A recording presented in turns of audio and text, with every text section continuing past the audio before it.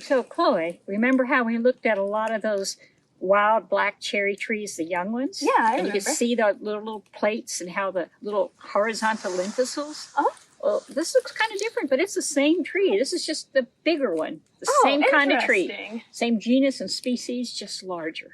Okay. So whenever they get bigger, they kind of lose a lot of that horizontal lenticels. Lenticels or the pores. Yep, you can see them, but barely.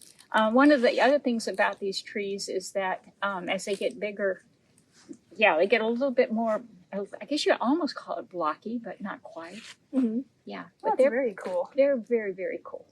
Chloe, this tree has very distinctive bark, wouldn't you say? I'd say so. Do you think that you would recognize this tree if you saw it someplace else as one we talked about today? Yeah, I would think so. It kind of reminds me of big plates of like dinosaur armor. That's a great description. I like that. Yeah, big plates of dinosaur armor. I like it. And so this happens to be Virginia pine. Very cool. And we've got another 2 clues here. We've got the little pine cones that are little squat things like that.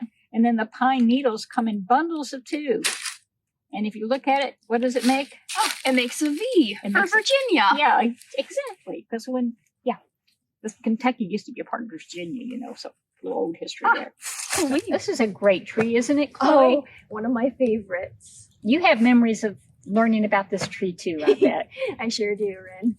So, did you ever call it ghost tree when you were little? Yep, I still do whenever I'm talking to kids about these trees. It helps them remember them, doesn't it? So this incredible American sycamore tree is a tree that reminds me of my childhood.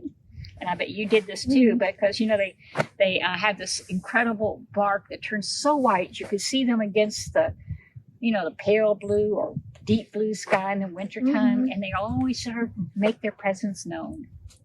So they're really, I think, the easiest tree to identify in the winter without its leaves.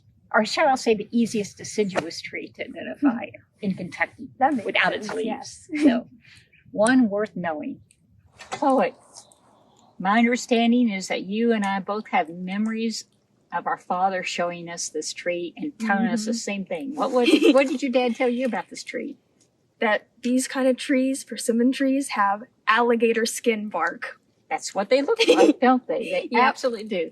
And my dad showed me that. Now, every time I take a walk in the woods, if there's a persimmon tree around, it sort of jumps out of hiding and announces itself. Yep. And of course, we know that there's a lot of great stories about persimmon trees. So it's a good reason that we're spending this time today looking at trees in the winter, identifying those simple ones by their bark so we can learn more.